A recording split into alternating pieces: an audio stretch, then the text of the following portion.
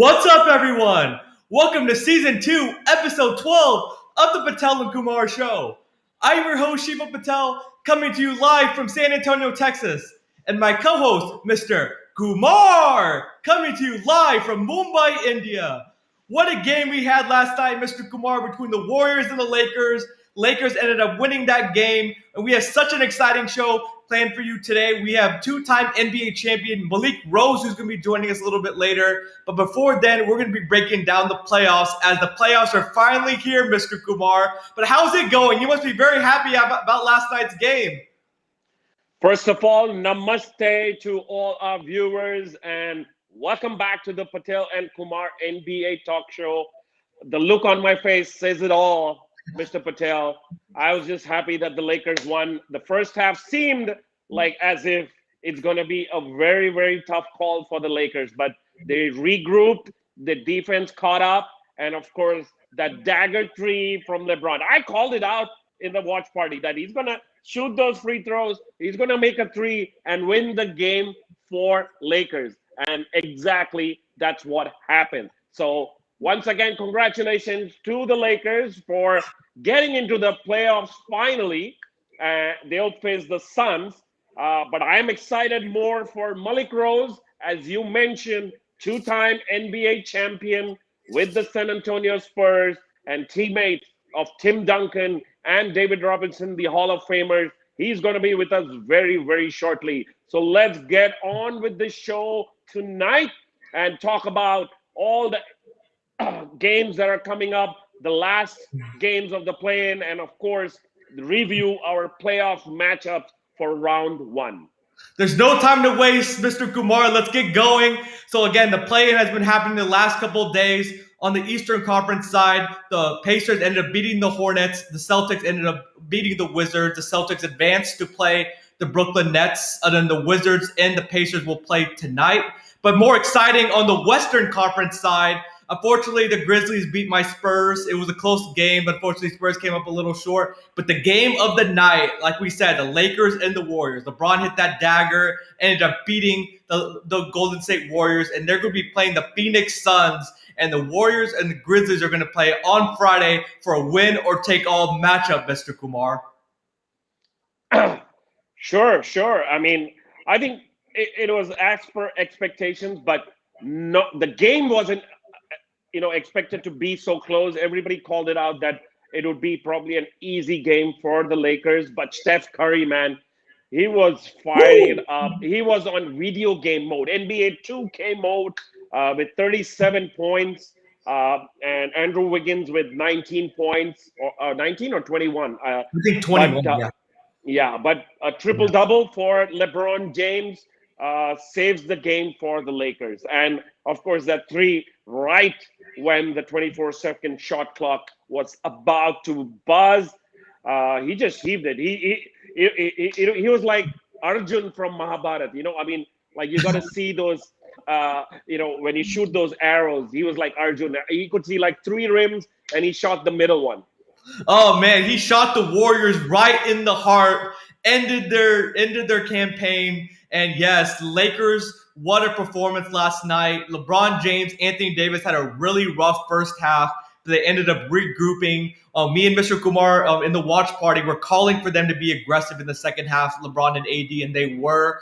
They did a great job of attacking the basket, getting to the foul line. They were making a lot more shots. They were getting their teammates involved. KCP, Caruso, they all had nice games, and Montrezl Harrell played really well too. So overall, the Lakers, I think, just wanted it more at the end, just played with more intensity in the second half, and their defense really ratcheted up, Mr. Kumar. They forced the Warriors into a lot of turnovers, made them uncomfortable on the offensive end of the floor, and really forcing turnovers and getting the Lakers easy transition points. And I think that was a difference in the game. Yeah, and I think the defense, nobody really talks about Wes Matthews, Caruso. He was the closer. THT, I'm surprised that THT didn't get a lot of minutes to play in this game. But I think Caruso, Wes Matthews, Anthony Davis, and LeBron James, when there was a stats when they're on the court, they're like plus 19 together on defense. So that's what got it done for the Lakers. And unfortunately, the Warriors have one more chance to play against the Grizzlies. Expected to beat the Grizzlies. They just beat them a couple of days ago, the last and final game of the season. But Valanciunas was a monster today against the Spurs. 23 points and 23 rebounds. I mean, Yeah. that's insane. That's insane numbers. Yeah, the Spurs had no big that could stop him. He was just eating. He's big, he's powerful, he's aggressive. He was just eating on the rebounds, feasting on the Spurs. It was feast or famine, basically, for Jonas Valanciunas.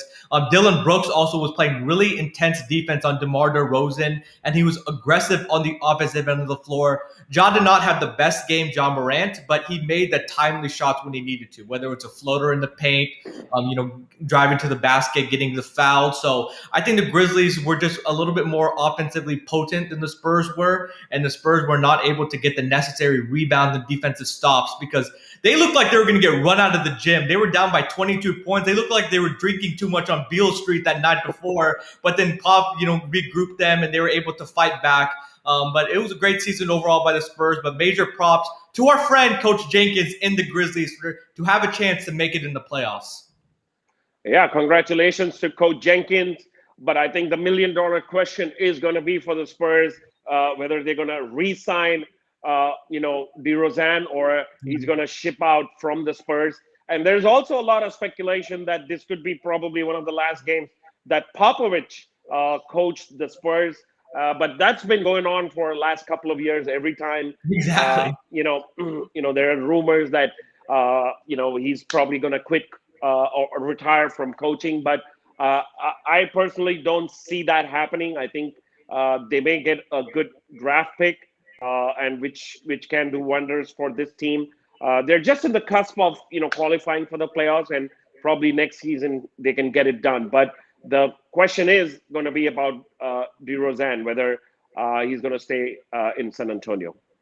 I think there's a possibility that he could, Mr. Kumar, because he likes playing with the young players. He's the alpha dog for the Spurs. If he goes to a team like the Knicks, also have like $50 million of cap space this offseason, he would not be the main guy.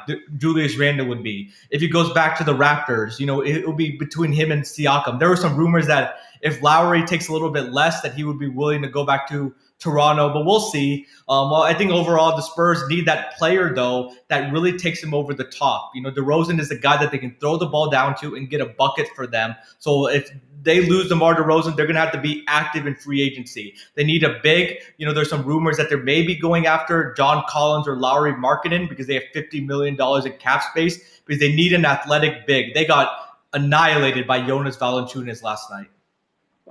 I don't think they should go for Lauri Markkanen. He's too injury prone, and I don't think he's ever played a full season. But let's leave that to for the end of the season when we speculate as to what's going to happen. But let's move on to our analysis of the round one matchups for the East and the West. Let's get up with the East to start with.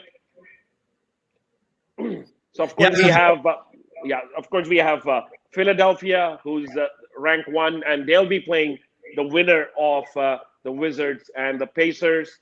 Then we have the Knicks. The Knicks qualified for the playoffs after a really, really long time. Yeah, Knicks and the Hawks are going to be the 4-5 matchup. That's a long time the Knicks have qualified, over a decade since they won a playoff series. The Hawks, they were in a rebuilding phase. They're finally back in the playoffs. The Milwaukee Bucks and the Miami Heat, the 3-6 matchup. If y'all remember last year, the Miami Heat ended up eliminating the Milwaukee Bucks in the second round of the playoffs en route to the NBA Finals. And then the 2-7 matchup, Brooklyn against the Boston Celtics. Jason Tatum dropped 50 points in that play-in matchup against the Wizards, so he's coming in hot. And let's see, whether they could keep that chemistry, the Brooklyn Nets, between KD, Kyrie, and James Harden. So that is the Eastern Conference matchups. The Western Conference matchups is going to be the Jazz and the winner between the Grizzlies and the Warriors. The Clippers and the Mavericks, who played a 6-game series last year, which the Clippers ended up prevailing and ended up losing in the second round to the Nuggets. The Nuggets and the Blazers, who a couple years ago, they actually played a 7-game series, and the Blazers ended up winning in Denver in a Game 7 en route to the conference finals that year. Then the 2-7 matchup. The Lakers are not your ordinary 7 seed, but they're going to be going against the Phoenix Suns, who have had such a great year under Chris Paul, DeAndre Ayton, Mikal Bridges, Devin Booker. So that's going to be a very intriguing matchup. But really quickly, before we get our analysis into this playoffs, Mr. Kumar, what is your final predictions for the play-in? Just quickly, Wizards, Pacers, who do you think is going to win that game? I think for me, the Pacers look stronger only because Sabonis is back. And I think Beal and Westbrook are a little bit banged up. I don't think Beal, since he returned from that hamstring injury, has been really effective for the Wizards. We saw in the last couple of regular season games as well that, his shooting is way off. He's not the same player that was at the beginning of the season. I think I'm going to pick the Pacers, and the Memphis and Warriors. For me, it's an easy choice in the Warriors. So I disagree with you on the East. I think Westbrook is going to have a bounce back game. He did not play well against the Celtics at all. I think he's going to come out, with intensity, with focus. I think he's going to come out with fire in his eyes and really carry the Wizards. Bradley Beal will give you how much ever he can because he did not look right, as Mr. Kumar said. But I think, the role players of the Wizards are going to play a lot better. The Rui Hachimuras, the Ish Smiths. I think that's going to be the keys because those role players struggled against the Celtics. And so I think everybody collectively is going to play better. I think the Warriors and the Grizzlies, I think the Warriors are going to win. They were so close to beating the Lakers, Mr. Kumar. I think Curry's going to go crazy. Draymond Green's going to have a big game. And, Wiggins and Bazemore are going to continue to play well. So I think it's going to be the Wizards are going to win in the East and Warriors are going to win in the West. Yeah, and I think one thing we also need to mention is that the Pacers are a little bit shorthanded because they won't have Chris LeVert, who's probably not going to be playing because of COVID protocols. Yeah, that's a huge loss, but I don't see the Pacers shooting. They shot like 55%. Like they were scorching hot from three against the Hornets. I don't see that, continuing. And I think they're a little bit. But it's still a home game. It's still a home game, so that's probably a little bit of an advantage for the Pacers. No, it's actually in Washington, Mr. Kumar, because Washington's it's in Washington. Yeah. Washington State. Yeah. Yeah. So, but okay, we got that out of the way. Let's get to the playoff matchups, Mr. Kumar. So we're going to hear our predictions for the East and West playoffs. So what do you want to start with, East or West, Mr. Kumar? East. We always start with the East. All right. The Eastern Conference, and then go to the Western Conference. All right, take it away. Well, I think it's a very simple matchup for the 76ers. They've been one of the most consistent teams during the regular season, especially at home. So I'm picking whoever comes out, whether the Pacers or others. I think it's going to be a 4-1 for Philadelphia. Yeah, I think it's going to be the Wizards, but I think Philadelphia is just going to get their way. I think they play tough defense. Joel Embiid is just going to be too much for whatever the Wizards or the Pacers can throw at them. Ben Simmons is doing his thing, facilitating Tobias Harris, who's had a career year going downhill, playing really well. Seth Curry. I think they just have too many weapons, the Philadelphia 76ers, and they're going to overwhelm their first-round opponent. What about the Knicks and the Hawks, Mr. Kumar? We both agreed that this is going to be a 6-game series in favor of the Knicks. So why do you like the Knicks so much in the series, Mr. Kumar? Well, the main reason is Coach Tom Thibodeau. He's done a fantastic job with this unit. They're rejuvenated. They have a purpose, and they have shown that during the regular season. Whereas the Atlanta Hawks have been inconsistent. They've had times where they've gone on a streak. There have been times when they've gone on a losing streak. But they've done well once Nate McMillan took over the coaching job mid-season. But I still feel the Knicks have a stronger lineup, especially with Julius Randle, R.J. Barrett, even Bullock. And and the momentum, of course. What has happened during the regular season with the Knicks, I just feel they are a lot more consistent than the Atlanta Hawks. I agree with you. And a lot of the inconsistency with the Atlanta Hawks is they're just young. And they've had to deal with a lot of COVID protocols. But Trae Young He was a borderline all NBA player this year. He missed some time. I think they're just going to be too young and inexperienced. His first taste of the playoffs, with Trae Young, John Collins, Bogdanovich, so Cam Reddish, DeAndre Hunter. They have a really young core. Danilo Gallinari is and Capella is probably their most veteran players. But I don't think those guys are going to be able to carry the Hawks, offensively. And this Hawks really struggle on defense because I think the Knicks are going to have their way on offense. They love to run that screen and roll with Barrett and Julius Randle. Julius Randle does a great job of picking his spots, in the mid range. He has a nice little fadeaway jumper, nice jumper on the elbow, or he can attack the basket, get to the free throw line. He can also shoot the three a little bit. So I think the Knicks have much more proven weapons, and they play much more better defense. The Knicks are a top 5 defensive team in the league. Of course, it's not surprising with Tom Thibodeau as their coach. I think, they struggle to score at times offensively, but their defense, I think, is going to carry them in this series and overwhelm the Atlanta Hawks. True. I agree 100% with you. So I'm picking the New York Knicks. We actually agree. Well, agreed on the first two. But we got to disagree on the next two because I think the most important matchup that you're ever going to see, at least in the round one, is going to be the Bucks and the Miami Heat because the Bucks really need to prove something, at least this postseason. The last two postseasons, there was a lot expected from Milwaukee Bucks, and they fell short. They fell short in the conference finals against Toronto Raptors, and then, of course, in the second round last season against the same opponent, the Miami Heat. But the only reason I'm picking the Milwaukee Bucks this time is because they have a better team than what they had the previous seasons. I 100% agree with you that they do have a better team. I think the Heat, they're not weaker, but I don't think they had the same collection of core that they had last year, that same chemistry. I don't think they're playing as well as they were last year going into the playoffs.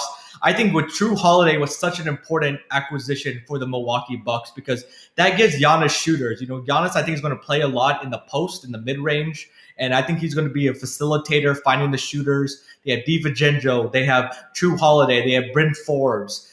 They have Chris Middleton, Brook Lopez. So I think they're going to be able to space the floor on the Heat. And then the Bucks will play good enough defense where they can stop Jimmy Butler. I still think the Heat are going to play really hard and keep the series competitive. But I think the Bucks being at home is going to take them over the top, and they're going to win a very hard-fought 7th game, Mr. Kumar. I think it's going to be Milwaukee in 6. So I think we have to agree to disagree on this one. And we'll have to watch the series closely in order to determine who's going to be the winner of that prediction. Exactly right. Should be a great series. Can't wait. Get your popcorn ready. And then the last series, we don't have to talk very much about it. The Brooklyn Nets and the Boston Celtics. Mr. Kumar gets his broom out for the Brooklyn Nets. I'm giving the Brooklyn Nets a gentleman's sweep. The only reason I'm giving him a gentleman's sweep is 2 words: Jason Tatum. I think he can have another 50-point game. And he may be able to put the Celtics on his shoulders and carry them to victory. And Kemba Walker can also have a big game. That's the only reason I'm giving the Celtics a game, because without Jaylen Brown, I think it's going to be a real struggle for the Celtics in this series. I think this is going to be an offensive superpower coming at you for 4 games in a row. I don't think Boston has any chance of stopping any of those big 3. And of course, they'll have Joe Harris to stop as well.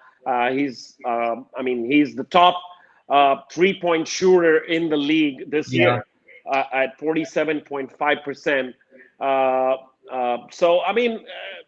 I don't give Boston any chance, especially with Jaylen Brown out for the season with a fracture of the wrist. Jason Tatum, he had a great game against the Washington Wizards, but I don't expect him to repeat that 50-point performance. So I'm going to give an easy cakewalk of a series to the Brooklyn Nets. Yeah, I can see that either way.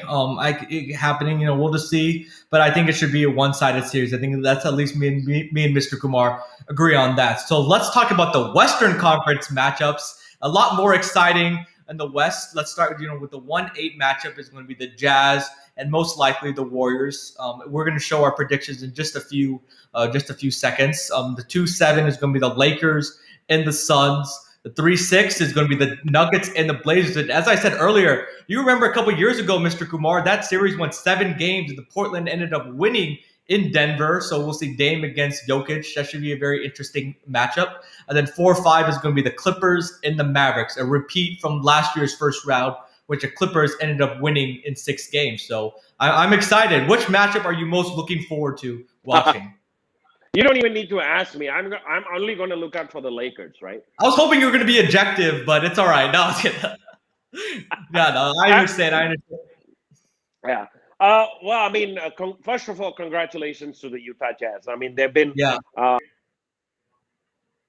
Definitely the top team during the regular season ball game. I I personally feel the Utah Jazz might be thinking, let it be the Memphis Grizzlies so that we can have an easier first round. Because if I think the Warriors can give a little bit of trouble to the Jazz, I think they can disrupt the plans because they have that championship pedigree.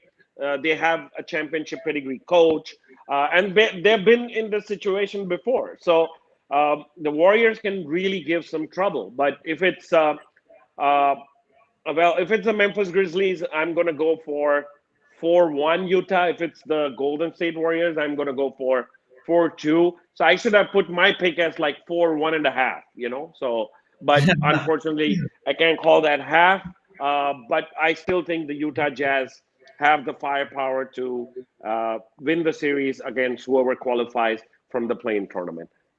I agree with you. I think it's going to be the Warriors, but Utah Jazz are going to be without Donovan Mitchell, who's going to be reevaluated next week, going into the playoffs. So hopefully he can come back from, I think he had an ankle injury, something like that, something lower leg injury. But I think the Jazz just have too much offensive firepower. Clarkson, 6-man, Joe Ingles, 6-man, Bogdanovich, Rudy Gobert, I think O'Neal. I think that they just have too many.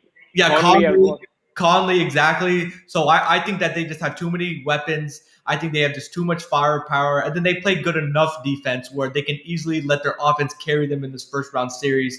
And I think that they're going to be at home, which they play really well at home. They have the best home record in the league, and I think that's going to be too much for whoever the 8th seed is going to be to overcome. True. And the Clippers and Mavericks, the 4 and 5 ranked teams in the West, I think it's going to have the same story as last season with the Clippers winning 4-2. But I don't think, the series is going to be as close as what it seemed like last season. Well, I know maybe Mavericks are going to win maybe 1 or 2 games at home or something, but I just feel the Clippers have definitely improved their roster, and they are the top ranked team in terms of 3-point shooting. They're the top ranked team in terms of free throw percentage, and the regular season. Paul George has been great. Kawhi Leonard has been great. Reggie Jackson, even Luke Kennard. They've been shooting the 3 well, so. I just feel that Clippers have a little bit better team this year to beat the Mavericks. I think you said it exactly right when you're highlighting the Clippers' depth. The Clippers have a lot of depth. They're number 1 3-point shooting team, number 1 free throw shooting team, as Mr. Kumar said. I think that's going to be too much. They have 2 bona fide superstars of Kawhi Leonard and Paul George. They have Rondo, who they finally have a point guard this year, Mr. Kumar, that can settle the team down, who's a great leader, who can hold Kawhi and Paul George accountable on and off the court, who will get them in the right positions. Last year, Kawhi Leonard and Paul George had to facilitate and create their own shots. Well, this year, Rondo knows what spots they like to get the ball in. He's going to facilitate to them, get into their open shots, so all they got to do is just make the shot. I think Rondo's going to make such a difference this year. I think the Clippers are going to have the advantage because they're going to have home court, and you don't know the status of Kristaps Porzingis. I know he's been very injury prone, and I think they have enough bodies to throw at Luka Doncic where they will be able to shut him down enough to be able to hold the Mavericks at bay offensively. True that, and I think once again the toughest matchup is going to be the Denver Nuggets and the Portland Trailblazers. Uh, I'm picking only two games for Portland. Once again, because of the inconsistencies, with Portland. Denver Nugget definitely Jokic has been an MVP performer this year, and most likely going to win the regular season MVP award as well. Um, I think the matchup wise, I mean, Portland has the firepower in terms of probably beating the Denver Nuggets, but I just don't know whether they have it in themselves to believe that and beat this Denver Nuggets team. I have to be honest with you. If Jamal Murray was playing for the Nuggets, I would have probably picked the Nuggets 4-1. But I think that Portland really struggles on defense. But the Nuggets have enough, offensive power with Michael Porter Jr., Monte Morris, Nikola Jokic, Aaron Gordon. I think that's going to overwhelm the weak defensive team that the Portland Trailblazers are. Even though the Portland Trailblazers have been playing a lot better, I think it's just going to be Dame or bust for them. Those other guys are not as proven, in the playoffs, the Nurkic. CJ McCollum's had that up and down kind of playoffs. So the only bona fide player that I can trust is going to be Damian Lillard. And I think the Nuggets with home court advantage, too many weapons. Nuggets play really good defense also, and they like to play at an up and down pace. I think that's going to be too much for the Portland Trailblazers, and the Nuggets are going to impose their will in the series, even though it's going to go to a 7 games, because I think Portland and Damian Lillard can really turn it on, and the Nuggets are missing Jamal Murray, so I think that's the only reason I see that the Portland Trailblazers are going to push them to 7 games, but the Nuggets are going to get their revenge on them and then end up prevailing in the series. I think we're going to see a Oh, couple of Dame times in that series. But coming to the last oh, matchup, the last matchup is the most exciting matchup, at least personally for me. I think the whole world knows why, and that's because it's going to be between the Lakers and the Suns, or you can say LeBron versus the Suns. Uh, I'm picking a gentleman sweep for the Lakers.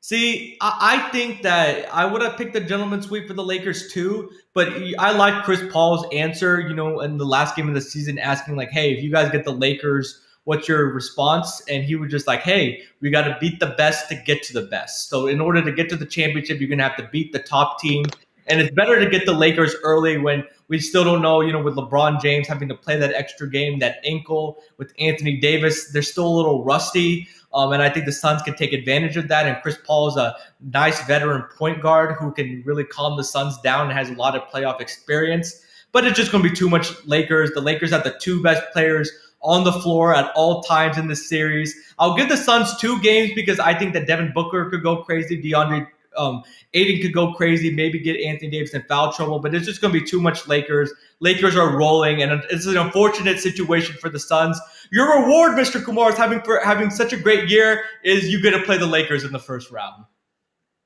Well, I mean, the Utah Jazz and the Suns and the Clippers, of course, who, according to speculation, in order to not match up with the Lakers. But I mean, I think everybody is gonna be scary about playing the Lakers only because, well, of course, one is because of LeBron James, and second is I think their defense. When the playoffs start, the defense is gonna be much more intense, and defense wins you games during the playoffs. The game's a lot slower, so that's probably one of the key reasons why I think it's going to be a gentleman sweep, because even without LeBron, the Phoenix Suns lost, against the Lakers, just a week ago, in the end of the season. So, for me, it's going to be 4-1 Lakers. No doubt about it. I'm not going to be objective about it as well. So just one real point I gotta make before we get to Malik Rose, that the Suns like to play a lot of up and down, get a lot of transition points. So if the Lakers can slow down that pace, get a rebound, make it a half-court game. I think the Suns struggle more offensively in the half-court game. So I think the Lakers need to slow down the pace. And if they do, they'll take the Suns out of the game, take the Suns out of their element, and I think they'll be able to win that series. But Mr. Kumar, we have Malik Rose that's going to be joining us in just a few minutes. Let me just give a quick little intro, about Malik Rose. He had a 13-year playing career in the NBA. He played for the Spurs, Knicks, and OKC Thunder. He won 2 championships with the Spurs in 1999 and 2003. And after he retired from basketball, he was a color analyst for Fox Sports Southwest, MSG Network, and also a color analyst for his hometown Philadelphia 76ers team. He was the manager of the basketball operations for the Atlanta Hawks before becoming the assistant general manager for the Detroit Pistons, and now is currently the vice president of basketball operations for the NBA at the league office. So without further ado, let's welcome Malik Rose to the program.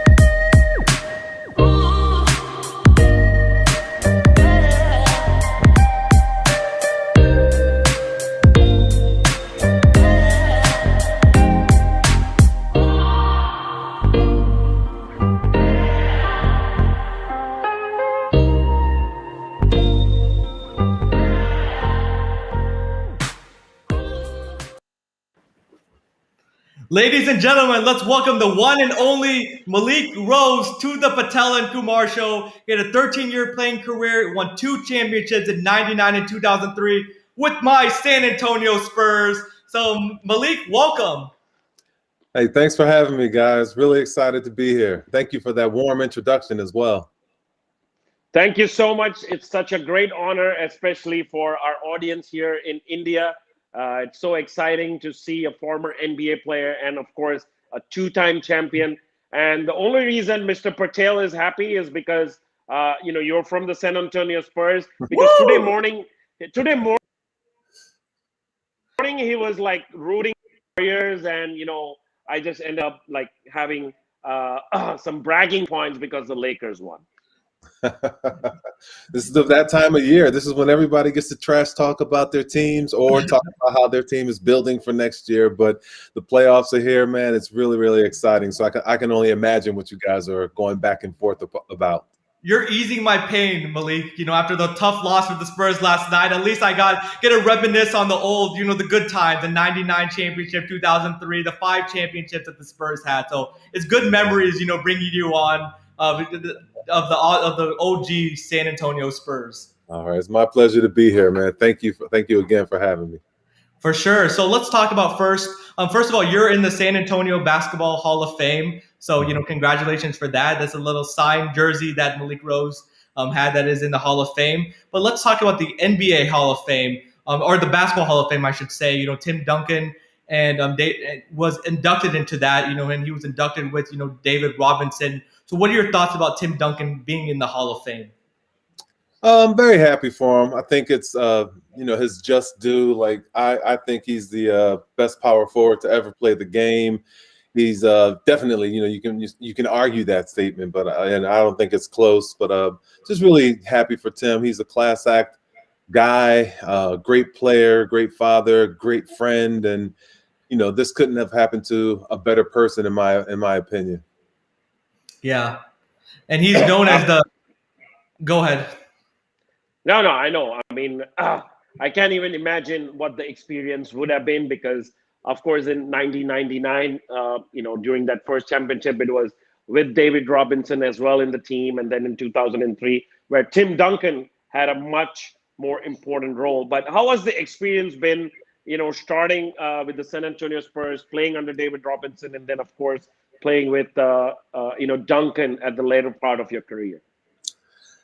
I think it was. I mean, it was for sure a blessing in disguise. David was amazing, and both Tim and I have so much to be thankful for to David. Like, we were young when we first came in, and David was established and, scoring champ, defensive champ, MVP, all that stuff. So we very much learned, how to be professionals from watching David and being lucky enough to come into the NBA under his tutelage. And, Tim had slightly better skills than I had. So, his trajectory went a different way. But, I think his trajectory was maxed out, or he got as high as he possibly could have gotten, both of us, because we were nurtured and taught by such great veterans as David Robinson, Sean Elliott, to say and just name a couple. Like, we were really, really lucky to come into the Spurs when we did. Yeah. And, Tim Duncan, is known as the big fundamental. He's a quiet assassin. He doesn't say much, but it lets his game do the talking. So kind of tell us about how that experience was in the locker room, with Tim Duncan. How was that communication like? How was his drive for basketball? So it's weird. A lot of people ask that question, and they say the same thing about Pop. What are they like? What are they like behind closed doors? They're totally different. Like, Tim is quiet. Like, Tim is not like the most, talkative person, but he's nowhere near as quiet as he comes off in the media. He doesn't like talking to the media. He doesn't like talking to people about stuff like that. But when you get around him in a locker room setting or on an airplane or on a bus heading to a game, the guy, he talks. And he's very funny. He has a quick wit about him. He has a great sense of humor. As you can see, the style is a little bit lacking. His sense of style with clothes may lack a little bit, but Tim is a great guy. He's funny. He's thoughtful, outgoing. He's a great video game player. Like, I might be dating myself with some of this, but we played games like, Street Fighter and Tekken Tag and all those, older type games. And he was like really, really good at those games. So, he's a great guy, man. Like, I'm very happy and blessed that I got a chance to call him a friend. Yeah, but I mean, of course, as you mentioned, Coach Pop also. I mean, he comes as such a serious guy. Especially during press conferences, he'll have these one-word answers. But I mean, is there any like a funny story about Coach Pop that you can tell our audience, which gives a little bit a different narrative about Coach Pop? I mean, there are tons of funny stories. I mean, I can't share them all, but I think a story that kind of, talks about who Pop is. So Pop comes off as this really terse and serious and, succinct type of guy, like one-word answers, like you said. And, that's just, again, he doesn't like talking to the media, especially about something he's an expert in, and he's questioned by guys that are not experts about why he's doing certain things. So, that's always funny. But Pop is very, very thoughtful. Pop is super, super smart. And there's more to coaching than just what you see on the floor. There's more to coaching than just calling out plays and making substitutions. Basketball, like many other, all the other sports and many other industries in life, is a relationship game, a relationship business. And if you want to, have like Tim go out there and play through injury and play through pain, or spend time away from his family and make the sacrifice. And you guys, I mean, you're down. I mean, Kumar Patel. I'm sorry. You're down in San Antonio. Yeah. I'm sorry, Shivam. You're down in San Antonio, so you know how hot it is in the summer there. Oh my God, it's crazy. It's crazy. Yeah, so you got to work out in the summertime on the track and make those sacrifices. You have to have a certain relationship with a guy, to make him want to do those things and then go out on the court and perform for you. So Pop is really, really great at building relationships. Like, half the time he talks to you, probably more than half the time he's talking to you, it's not about basketball. It's about life. It's about, what's going on in the world, your family. He's always trying to educate you on something. There's a book he wants you to read or an article he wants you to read. And what makes him special, I'm from a certain demographic. I'm from an inner city. Tim is from an island. Some of the other Spurs are from overseas in other countries. He always has something that's germane to where you're from, be it like an inner city with me or an island, story or social story for Tim, or something international with those guys. So I just really found myself loving the way Pop used life circumstances and just real life non-basketball stuff to connect with players. I thought it made our bond tougher, and it really helped us when we got into some hot water in opposing gyms, like when we were in LA or Dallas, or we had a big game and we had to bind together and fight our way out of it. Those relationships helped us accomplish those things. I think you're exactly right, Malik, because as you see, Tim in his Hall of Fame speech was pointed to Pop like, hey, you're not only as special as a coach, but you're special as a person. Because it's we talked about more things than just basketball, life in general. He got to know them, the players, as people. And I think that really established that trust. And I think that went a long way, on the court. So I have to ask you specifically about the 1999 championship. How special was that moment for the Spurs to win the championship, put San Antonio on the map? It was a franchise's first NBA championship. All of San Antonio was going crazy. I still watch the videos, the championship highlights from that year. I could watch it over and over and over again. It was such a special team. So kind of tell us how that connection was with your teammates in that team.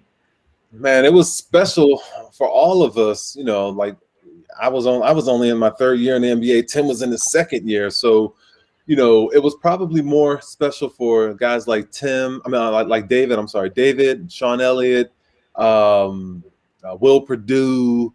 Actually, I think Will came later. But when he finally got his championship, Avery Johnson, those guys, Jaren Jackson, guys that had been in the league longer and had gone through injuries. Like in particular, Sean Elliott and David. Like they had been in San Antonio for a while. They had lost a couple of times, and they had come up short. So for them to finally get over the mountain, get to the top of that mountain, I thought it was more special for those guys because they had suffered longer than Tim and I did. But just that season was funny because it was a lockout shortened season. There were only 50 games, I believe. 50, we started out slow, man. We were struggling. I think we were like 6-8 at one point, and we were, picked to come out of the West. We were picked to be one of the better teams in the NBA, and it wasn't looking like that. But to that point, Pop and David, we had some great leaders. Avery Johnson, those guys kind of got things under control. We had a few meetings. We talked about things. We argued about things, and started to fix things. And as that season turned around, we started out 6-8.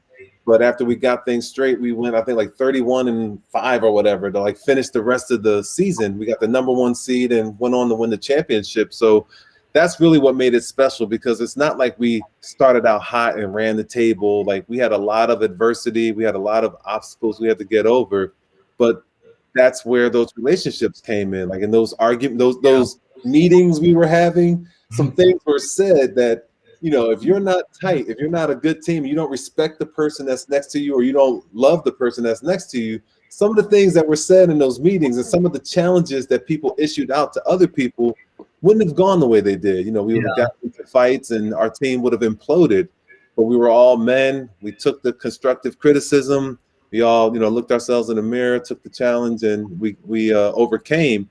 And that's really what was one of the sweeter moments for me is like, looking back at all the things you had to overcome and get over, all the sacrifices you had to make. And then when you're holding that trophy or you get your ring, you're like, this is what it was for. This is what all that was for. And it turns out to be worth it. Yeah, absolutely. And just again, talking about the second championship, because it was a totally different scenario. The Lakers had won like 3 in a row.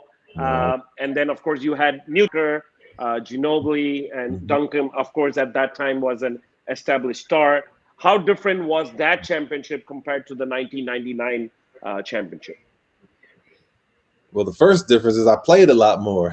I didn't play much in 1999. I got about maybe 10 minutes a game in 99. But 2003, I played a lot more and had a bigger role. So that one was more sweet for me.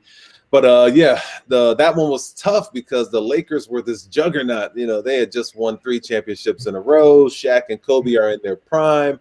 They have the great, Phil Jackson and some great role players, and Robert Horry and Rick Fox and all those guys, Derek Fisher, and it was tough beating those guys. But to say, like, I heard you guys. I was listening when I was in the back room or the back door or whatever, listening to the show. You talked about Chris Paul when he said, you got to be the best, you got to beat the best. And for me, that made the '03 championship that much sweeter because no one could touch the Lakers. And not only did we beat them, we beat them in LA. We clinched in LA on their home court, which is like the ultimate like egg in the face. So not talking down about those guys at all because they were like the ultimate competitor and they were the ultimate challenge, but beating them, ending that three-peat, right there. That was like, that was the moment there. Kobe, he was crying in there, him and Derek Fisher. And I just told him, I was like, it was just, we got you this time. It was our turn. We'll see you next year. And that's what it was during those times. Like, it was either going to be the Lakers or us coming out of the West. And we had some special battles and just beating them in '03. That was that wasn't even the Western Conference Finals. That was the semifinals, I believe. Yeah. And we beat them. Yeah. And we were so high. I just remember we had to come down off that high to get ready for Dallas because we still had more games to play. But that was a special moment. Yeah. And how was that like? You had different teammates in '03. Of course, you had Parker, Ginobili, in addition to Tim Duncan. So kind of how was it like playing with those guys?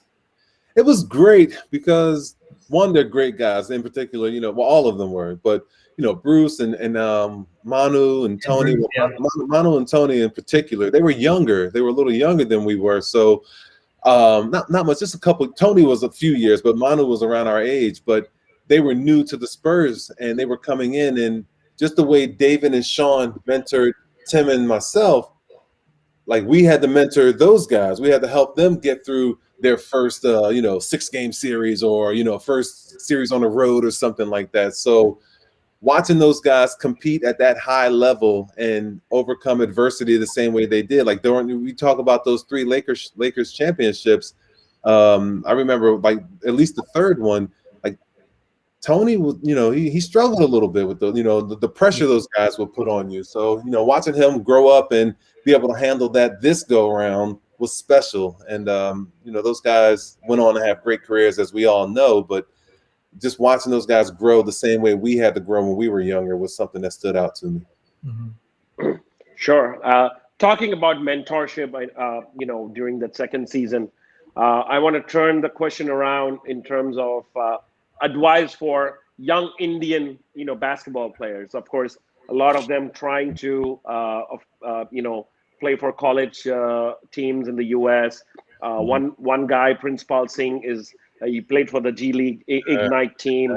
So what kind of, and it's also because their role is going to be a little bit similar to yours, like a role player. Then the Indian basketball player is not yet ready to become a star like Yao Ming or something, but when they come into a team, they're going to be role players. What kind of advice specifically would you have for people like that? Because they're going to see less minutes. They're going to probably not play in, crunch time and stuff like that.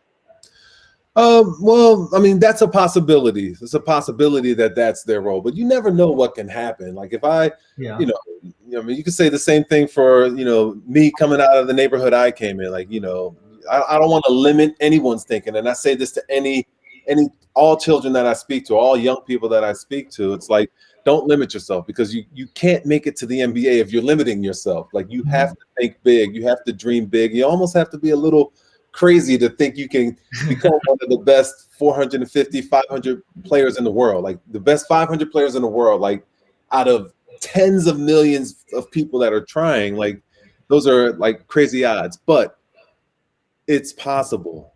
That's what I want to share with them. Like anything can happen. Like just put your heart and mind to it. It sounds cliche-ish. It's like, you've heard it before. People say it all the time, but it's true.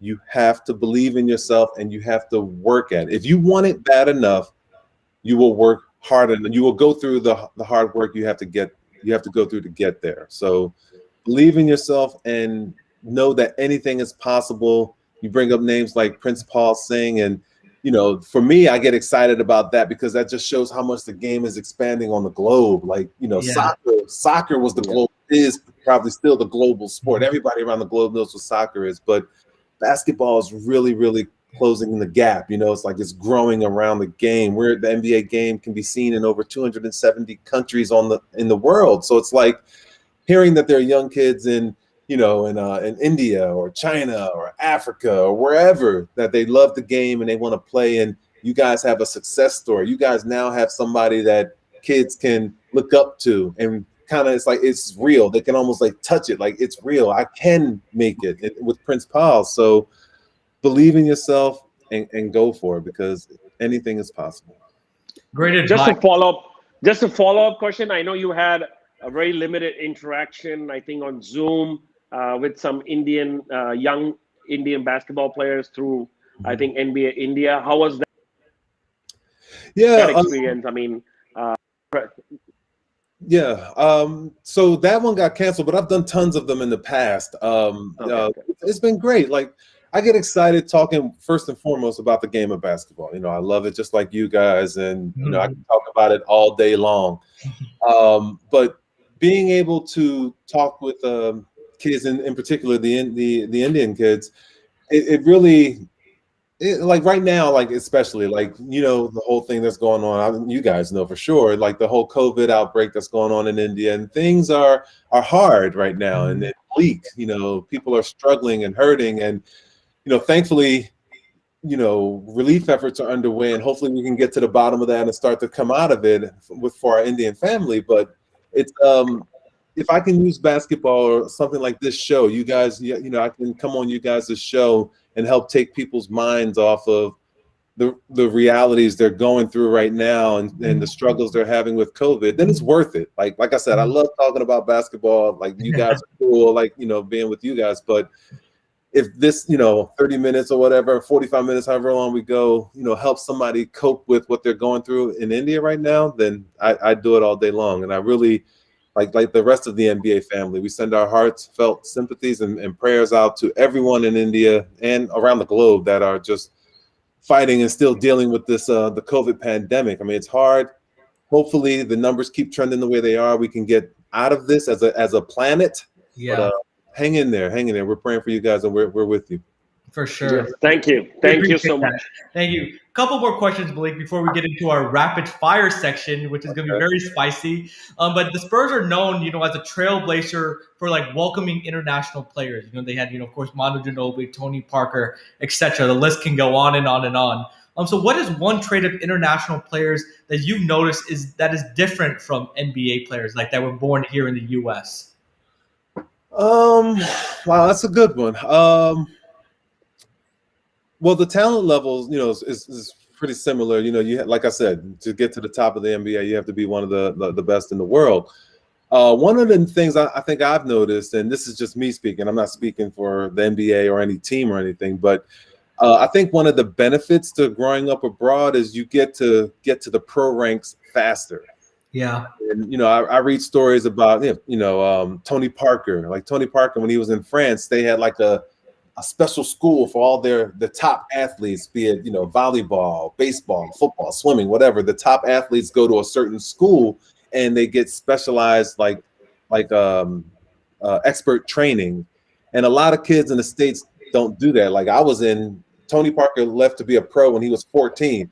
When I was 14, I was barely taking the bus to get to school, high school, whatever. So I think the international kids have a little bit of a leg up in that the way FIBA is set up over there, they get to become professionals and get exposed to professional training earlier than United States kids. And that helps them, become professional players like better or faster.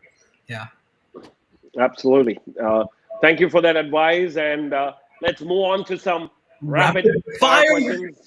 Man, I'm worried about this. I never do well with rapid fire.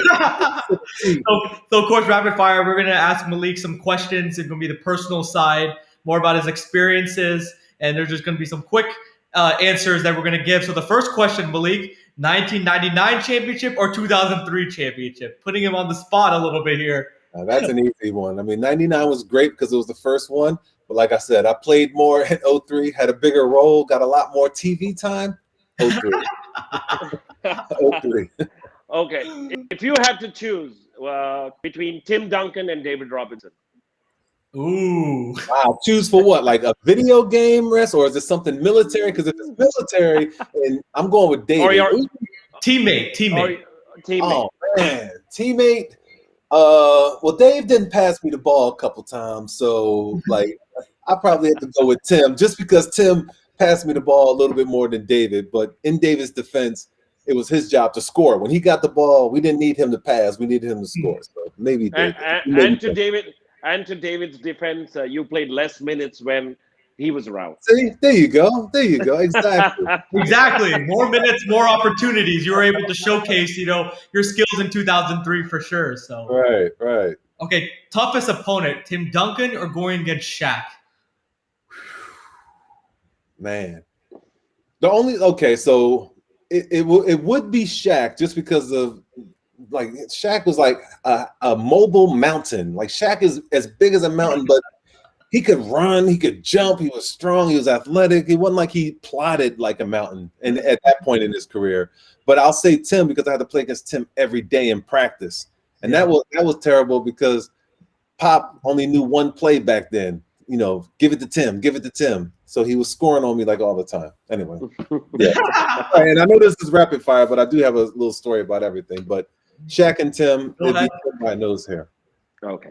So I mean, you have a very unique career because you played against the best times of Michael Jordan. You played against the best times of Kobe Bryant. Yeah. And then, of course, during the later part of your seasons, the best times of LeBron James. Mm-hmm. How different was it playing against three of the most sought after stars in the NBA? Great question, man. It was scary to say. First and foremost, it was scary. So when I first got into the NBA, Jordan and those guys went on the 72 game. They won 72 games, and they were just on a different level. Like I think they saw the game in slow motion. Like they were just able to pick things apart. It was so easy. Like when I got there, my rookie year, everything was moving 1,000 miles a minute. It was too fast. Jordan was just on a different level.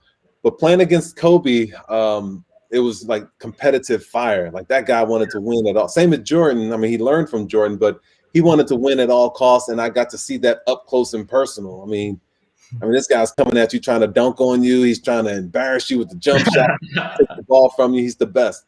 And then, seeing LeBron towards the end of my career, you just see like, it's almost like, Magic Johnson and Michael Jordan got together and had a kid. And it's like, you get LeBron and it's like, you get this 6'8", 6'9", 260-pound, 270-pound freight train that, any night he goes into the gym, he's the fastest guy in the gym, or he jumps the highest, the most athletic guy in the gym. And at 6'9", 260, you just don't see that. So it was more like you're in awe of what you see with LeBron. But three great names, three great players, and I never thought of it that way. But wow, I did get a chance to play against all three, man. Really, really lucky. Yep, three all-time greats, right? Yeah. In all different eras, you're gonna see them in their prime and everything. So, yeah. All right. So let me ask you this next question, Malik. What do you like better, the color commentary job? I know you had some gigs with them, or front office job. Front office. But I did enjoy my commentary. I had a good time with my guys there. And you were good. I watched videos that you were really good on commentary. The Philly fans loved you, of course, because you're a hometown, Philadelphia kid. So that brings to my next question, Malik. Philadelphia or San Antonio? Oh man, come on! I got a house in both places. You want to get me evicted? What? Okay. What if it was Philadelphia playing San Antonio in the NBA championship game today? Yeah. Any day. Who would you choose? I choose San Antonio for the championship, but Philly is always going to be in my heart. I love them both. I do love them both, though. Yeah. I don't play rapid fire, man. That was a tough one. You're beloved in both, though, Malik. You're such a likable guy in both. Not after that question. You made me choose one. Now I'm beloved in one and despised in the other. Okay. Right. I think the whole world wants to debate this. Michael Jordan or LeBron James for GOAT? Ooh. That's easier, and I'm okay with this fallback. It's Jordan, man. Yes. And it's funny because I mean there are many reasons I have for that back, and it's not saying I mean like if you're the second best player of all time, I mean you're pretty damn good or whatever. I mean arguably the second best player, but Yeah. go ahead. No, but like, one of the things like I don't know. I don't know. I'd say it's Jordan, but that's not a slight on LeBron. It's Jordan. Yeah. See, I think each has their opinion. I think sometimes what a lot of people do is try to assert their choice onto the others. Like, hey, you know what? Why LeBron is good or why Jordan is good? That's what I don't like. I mean, I like Jordan, or I mean, I like LeBron. You like Jordan. That's fine. I mean, everybody has their choice. You know. I'm with you, Malik. I'm Jordan all the way, especially after the Last Dance. That booked it for me. You know.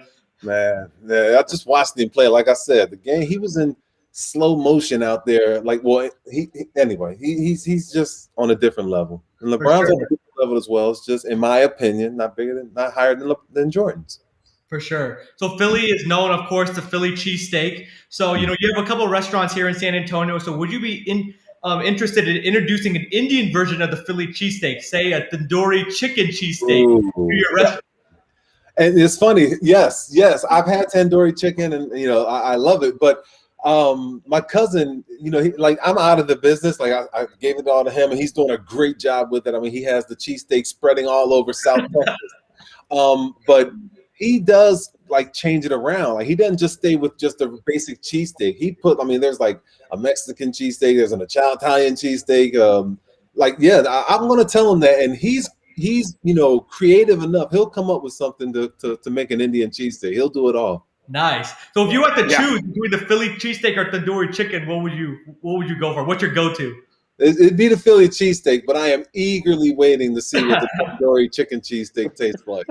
You can't go wrong with either, right? No, sir. Yeah. But last and final question. This is the most difficult one. Oh, man. You got to choose who's better. Is it Mr. Patel or is it Mr. Kumar? Oh man, I'm sorry. It's breaking up. The picture is going out, and can you guys hear me? We can hear you. We lost you. Well, being as though I had to pick Philadelphia over San Antonio a minute ago, I'm trying to make up to my San Antonio fans. I'm going to go with Shiva just because he's in San Antonio. But I think you're going to pick me when you come to India, right? Yes, I would love to. Yeah, we got to do that. You show me India and some good tandoori chicken and everything. We'll be friends. Absolutely, for sure. Absolutely. So last one, just real quick before you go, Malik, who's going to win the championship? Who's going to be in the NBA Finals, and who's going to win the championship this year? Winning it is more difficult. Like I did this every year. Like until someone dethrones the champion is going to be in the finals. So I think the Lakers are going to be in the finals. I'm kind of hoping. I have a lot of friends with the Milwaukee coaching staff because they were with me in San Antonio. But I kind of hope Milwaukee gets there. But Brooklyn is looking real tough. Like if Brooklyn's healthy and kind of playing on, hitting on all cylinders, it's going to be hard to see anyone beat them. So I think it'll be the Lakers versus Milwaukee, Philly, or Brooklyn. Milwaukee, Philly, or Brooklyn. All right. Okay, we can give you that. I thought you were going to choose the Philadelphia. Me too. I just assumed he was going to say Lakers and Philly.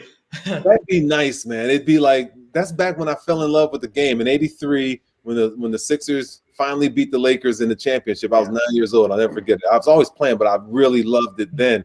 It'd be nice to relive that. So if that happens, let's just say I won't be disappointed. You would be probably sitting front row in Philadelphia. Man, I don't know about front row. Like, I work for the league and we get great tickets, but I doubt I'll be front row. I'll be in the building. Put it like Mr. Kumar, he would have his own suite. He would have his own little custom Philadelphia suite. He's royalty down there. Oh, man. I hope if it happens, that'd be a great finals. That'd be a great finals. Yeah. Well, but next time, but next time I'm in the US, I'm calling Malik Rose for tickets to the NBA games. Give me a call. You guys have my number. All right. Yes, thank you. Thank you very much, Malik, again for coming. It was an honor to have you on. It was great to hear your perspective and your experiences. You had such a great career, and you're doing even more amazing things, off your court, and with the NBA. So thank you for all the work that you're doing. It's my pleasure, man. Thank you guys again for having me. It's been fun. Let's do it again. Yes, sir. Thank you so much, and we just hope the pandemic ends soon and you're Yeah. able to come visit India. That's Of gonna course, happen. That's yeah, gonna that's happen. going to happen soon. That's gonna Let's happen. make it happen. Yes. Yes. Thank you. All right, Thank you guys. so much. Take care. Good luck. Bye-bye. Wow, Mr. Kumar, that was a lot of fun. That rapid fire was awesome. So we were able to hear some personal side about Malik. As we're getting ready to wrap up on the show, we have a couple of Indian basketball news that we wanted to get to before we wrap up the show. So I'll let you take it away, Mr. Kumar. Yeah, I mean, we don't have like a very special Indian Just quick. section as such, just a quick. We just dribbled the spices a little bit on the Indian news. The good news is that Amritpal Singh would have ended his drug ban yesterday. That is, yesterday. And he'll be eligible to probably represent India in the upcoming qualification games for the FIBA Asia Cup. So that's good news. It is. And the other good news is Indian basketball players don't have to worry about participating in the 3BL anymore because that's going to be that's recognized by the Basketball Federation of India, and it is the first professional league, basketball league. I know it's 3-on-3, but still going to be recognized by the Basketball Federation of India. So they have recognition not only from the Indian Federation but also from FIBA. So it's good news for Indian basketball players because they can now participate in this professional league as well. Yep, and shout out to 3BL and Commissioner Rohit Bakshi, who he had on in the Patel and Kumar show. So if you want to hear his thoughts, he had some special announcements that he made on that show about the tryouts and everything. Be sure to check that out on the Ekalavia's YouTube channel and the Patel Pick and Roll Sports YouTube channel. So shout out to Rohit Bakshi and 3BL. But again, that wraps up our show. Thank you everybody again so much for tuning in. Thank you for your chats. Thank you for all the engagement me and Mr. Kumar enjoyed. Hope you enjoyed Malik Rose. Want to thank him for his time and for coming on the show. And want to thank you, Mr. Kumar. We had a good back and forth going today about the playoff predictions, and I'm looking forward to the playoffs are here, Mr. Kumar. Yeah, but I'm just starting to worry that we are starting to agree on a lot of things. That's not Yeah, good. I know, it's a little good. scary. That's not good. It's That's not good for the show, It's a little scary. Oh man. But again, to remind everybody, we are going to have a great show. We are coming back now on a weekly basis during the playoffs, and of course till the end of the season. Our next show would be on the 27th Thursday. Be sure to like, subscribe to our YouTube channels, the Ekalavia's YouTube channel and the Pick and Roll Sports YouTube channel. And please connect with us on Instagram and Twitter. And the handle is at Patel and Kumar. But till next week, thank you very much for joining into this show. We'll come back next week again with a live watch party as well, which we will announce shortly. Yes, Till stay then, tuned. have a good day to our folks in the US and good night, our folks in India. Peace.